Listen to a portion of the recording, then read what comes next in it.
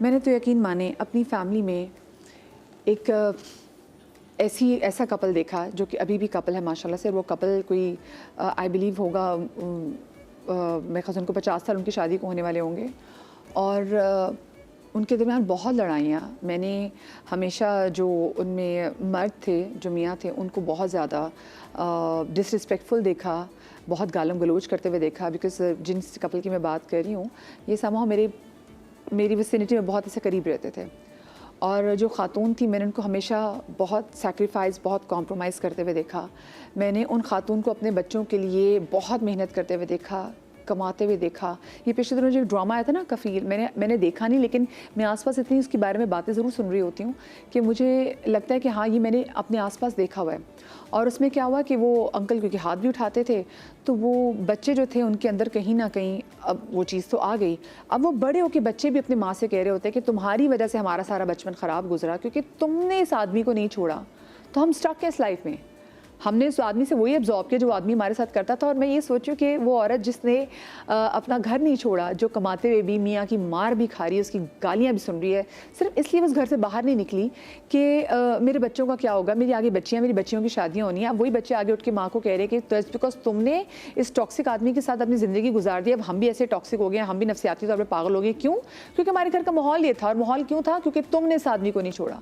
अब आप मुझे बताएं कि वो औरत कहाँ जाए कि वो कहे कि मैंने तो तुम लोगों की खातिर मार खा ली कि कल के जब मेरी बच्चियों को रिश्ता आना होगा तो लोग मुझे नहीं बोलेंगे कि अच्छा तलाक याफ्ता औरत है। क्योंकि मसला है ना, तलाक याफ्ता आदमी को कोई जो है ना सवाल नहीं करता।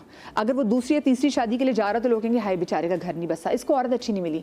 एक औरत अगर दूसरी या तीसरी शादी की तरफ जा रहे हैं तो हम बोलते हैं तो घर बसाने वाली नहीं है। घर बसाने वाली होती तो पहला घर बसा चुकी होती। वाई? ये सारे टैबूज क्यों हमारे जेंडर से ही एसोसिएटेड है कि भी अगर औरत होगी तो उसी का घर नहीं बस रहा, वही घर बसाने वाली नहीं है। खैर, आज थोड़ा सा दिमाग खोलने की ज़रूरत है, थोड़ा सा दिल खोलने की ज़रूरत है। क्योंकि अगर हमारे आसपास कोई हमारी तलाक याफ्ता बहन मौजूद है तो सबसे पहले तो हमें उसी का ख्याल करना है, हमें उसी का रिश्ता देखना है और उसकी जो कॉम्प्लिकेशन है उसको दूर करने की कोशिश करनी है। देखिए, तलाक अगर आपकी हो जाती है तो वो कोई ये नहीं कि आपकी ज़िंदगी एंड ऑफ़ योर लाइफ। ये एक सिर्फ चैप्टर ख़त्म हुआ है और जब एक चैप्टर ख़त्म होता है फिर तभी सफ़ा पलटता है, फिर एक नए चैप्टर का आगाज़ होता है। This goes both for man and women. हमारे साथ मौजूद हैं डॉक्टर वजाहत खान, मेरे साथ मौजूद हैं सबा हाशमी मैच मेकर, हमारे साथ अस्मा जावेद एडवोकेट साहिबा मौजूद हैं और हमारे साथ सबा नाज जो कि फैमिली काउंसिलर हैं वो भी मौजूद हैं। आप चारों को मैं शो में खुश आमदीद करना चाहती हूँ। और सबसे पहले तो वैसे मुझे एक बात ये बताएं, हम तलाक के नाम से इतना खौफज़दा हैं। ऑफ कोर्स एक ऐसा टर्म है, एक ऐसी चीज़ है जो कि अल्लाह पाक को भी शदीद हलाल कामों में शदीद नापसंद है। लेकिन ऐसा नहीं है कि हमें ये कहीं कहा गया हो कि अगर आप किसी टॉक्सिक रिलेशनशिप में रहते हैं या बंदा आपको मारता है तो आपको उसमें रहना ही है। हमने तो अपने इस्लामिक अगर रिलीजियस मुआशरे में कभी ऐसा नहीं देखा। रसूल पाक सल्लल्लाहु अलैहि वसल्लम की ज़ौजियत में ऐसी ख़वातीन आई हैं जो कि तलाक याफ्ता है, तो दैट मीन्स के तलाक याफ्ता औरत बुरी नहीं है, उसका एक्सपीरियंस बुरा हो सकता है। हम क्यों डरते हैं इस वर्ड तलाक से इतना ज़्यादा? अच्छा, इसको ना माशरे ने बड़ा एक वो टैबू बना दिया है। वैसे शरई तौर पे आप देखें ठीक है, जायज़ कामों में सबसे नापसंदीदा तरीन है, लेकिन रसूलुल्लाह के ज़माने में भी आपके पास मिसालें हैं कि जो ख़वातीन कहती थी मुझे अपने शौहर की शक्ल पसंद नहीं है। खातून आई, उन्होंने कहा मुझे शक्ल पसंद नहीं है। उन्होंने कहा ठीक है, बस उसका दिल माइल नहीं है उसकी तरफ, अलग हो जाओ, ठीक है। तो ये हम लोग जो अब तंग नज़र हो गए हैं या तंग जहन हो गए हैं। दूसरे कि हमारे यहाँ मुझे अब अनफॉर्चुनेटली लगता है कि इतनी जजमेंटल माइंडसेट हो गई है, वो शायद एक साउथ एशियन सब कॉन्टिनेंटल एक माइंडसेट है जो कि कोई नई चीज़ या कोई बात नया कुछ सुनने को ही तैयार नहीं है। तो हम अभी जैसे बात कर रहे थे थोड़ी देर पहले कि सब्र को बर्दाश्त करने को ग्लोरीफाई हमारे बड़े बुजुर्गों में, जी बिल्कुल ऐसे ही है। तो अब सब्र और बर्दाश्त को किस हद तक ग्लोरीफाई करें कि एक इंसान की जिंदगी तो एक ही दफ़ा आपको मिली है, तो क्या ज़रूरी है कि आप उसको बहुत टॉक्सिक और बहुत बुरे हालात में गुजारें? और जबकि आपको शरिया ने रास्ता दिया हुआ है। And it goes both ways, एक खातून के लिए नहीं मर्द के लिए भी है। हाँ। कि आपको खातून समझ में नहीं आ रही है, रहना बहुत मुश्किल हो गया है, आप उनसे अलग हो सकते हैं। हाँ, आप अपनी जिम्मेदारियों से अलग नहीं हो सकते। अगर आपके बच्चे हैं तो उनकी जिम्मेदारी आप पे है, उनकी कफालत आप ही करेंगे, चाहे वो आपके पास हो, चाहे वो अपनी मदर के पास हो या शेयर्ड कस्टडी में हो, सारे ऑप्शंस अच्छा, खुले इसमें हैं। जैसे आपने साउथ एशिया की बात की, तो आपको नहीं लगता कि एक हमारे बड़े सगीर का बड़ा बुरा कल्चर ये था कि हमने अपनी हर खुशी को एक मर्द से एफिलिएट कर दिया है कि आप कहते हैं आपकी ज़िंदगी तब मुकम्मल होगी जब आपकी शादी होगी, जब आपके बच्चे होंगे, ठीक है। आप जैसे अगर उस रिश्ते से बाहर निकलते, जैसे कि अगर मर्द, वहाँ तो होता है कि मर्द अगर मर गया तो कहते चलो इसके साथ इसको भी सती कर दो, फिर ये कर दो, तो वो हर चीज़ हमने समा उसी की गिर्द जो है वो कर दी है। हमारी अपनी औरत की समाओ कोई सिंगल औरत की कोई शनाख्त नहीं है। This again I will say कि हमारे जो ये रीजन है इसमें एक हिंदुइज्म का एक बहुत बड़ा सेगमेंट और उसका बड़ा रोल रहा है कल्चरली कि जी सती हो गई, सो वो मर्द के गिर्द ही पूरी उसकी जिंदगी गुजर रही है। इकोनॉमिक एक्टिविटी में आप देखिए, आपको जो हिंदू आपकी पॉपुलेशन है, नथिंग अगेंस्ट देम, लेकिन उनका सिस्टम और मैकेनिज्म ही यही है कि जी मर्द जो है वो कमा के लाएगा।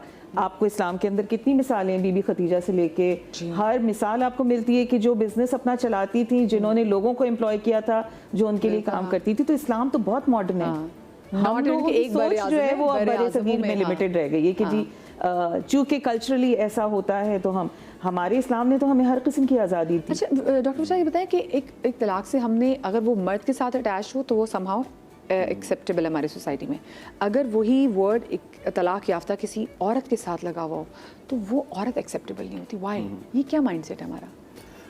देखिए, अमूमन आप किसी भी माशरे में जाएं, हम किसी भी जगह पे जाएं पाकिस्तान के अंदर, चाहे वो जॉब हो, टीचिंग हो, डॉक्टरी हो, कहीं पे भी औरत को यहाँ पे वो मुकाम नहीं दिया गया है जो देना चाहिए, जो डिजर्विंग है। हमेशा से मैंने हाउस जॉब की, वहाँ पे भी मैंने उनको हैरेस होते देखा।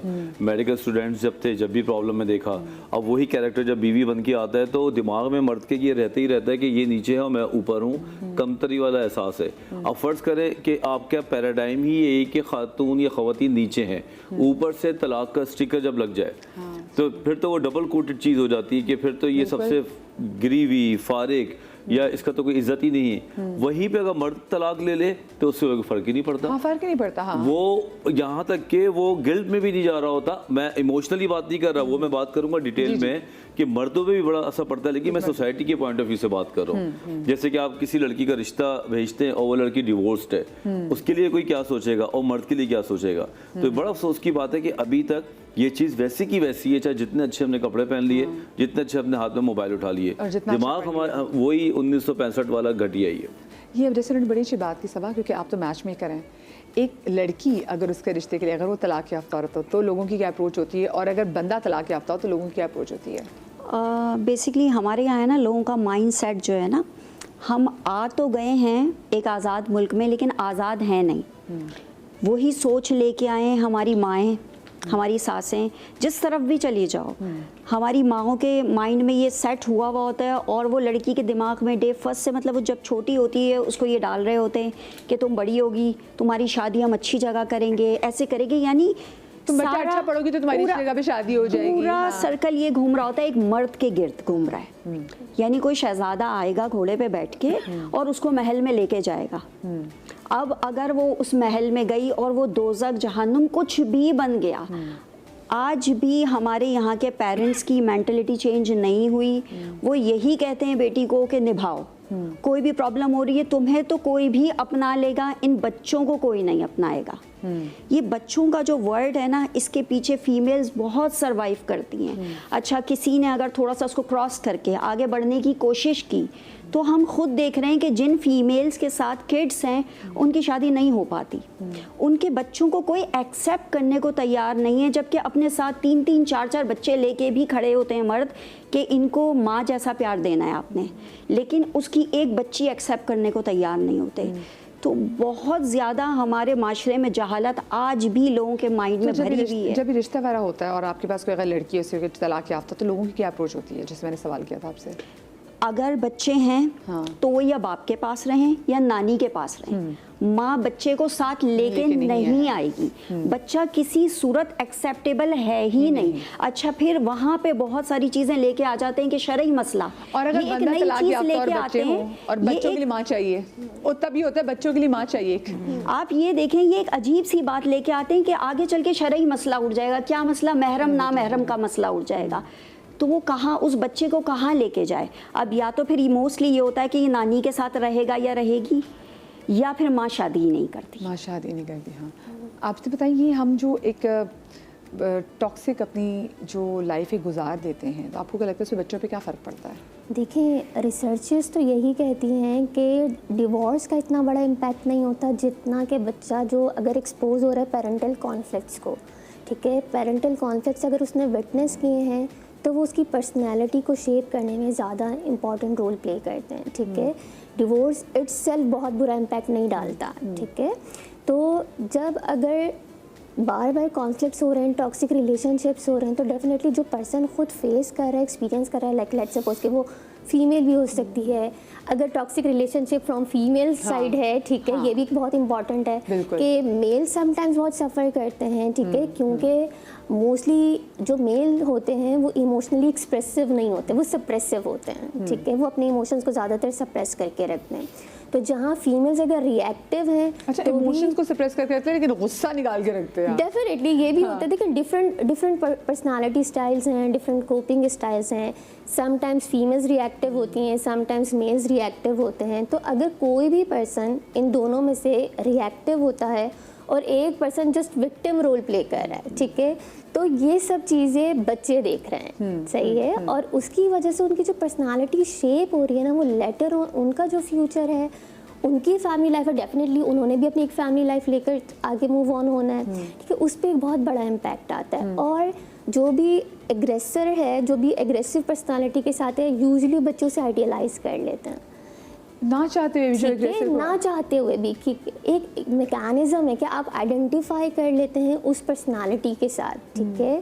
जैसे बहुत सारे बच्चे, जैसे मैंने भी अब बिल्कुल स्टार्ट होते एक हवाला भी दिया कि वो जो बच्चे भी हैं वो लिटरली वही बन गए जैसे अब्बा जो गालों गलौज करते बिल्कुल थे। बिल्कुल अनकॉन्शियसली, क्योंकि आपका चाहे नापसंद करते हो, नापसंद करते हुए भी आप उसको आइडेंटिफाई करना स्टार्ट कर देते हैं, आप उसे आइडियलाइज करना शुरू कर देते हैं, वही पर्सनालिटी ट्रेट्स आप अडॉप्ट कर लेते हैं, उन्हीं की तरह बात करना स्टार्ट कर देते हैं, दो कि आप चाहते नहीं इंटरनली ऐसा करना, ठीक है, क्योंकि आप इतना एक्सपोज हुए हैं उस सारी चीज़ से, इतना आपने विटनेस किया है, और आपको पता है ना कि बच्चे तो ब्लैंक स्लेट के साथ ही इस दुनिया में आते हैं, ठीक है, तो वो तो जो देखते हैं वही लर्न करते हैं, बिल्कुल बिल्कुल, ठीक है। तो थ्रू ऑब्जर्वेशन हमारी बहुत ज़्यादा लर्निंग होती है, तो बच्चे ये सारी चीज़ें अडॉप्ट कर लेते हैं, ठीक है, और फिर वही एक शख्सियत सामने आती है जो पीछे कहीं रह गई होती और है। जैसे हम कहते हैं ना कि आप जो बच्चे को कहते हैं बच्चा वो नहीं करता, बच्चा वो करता है जो बच्चा देख रहा होता है, तो ये एग्जैक्टली ये इस उम्र में भी बात बिल्कुल सही साबित होती है।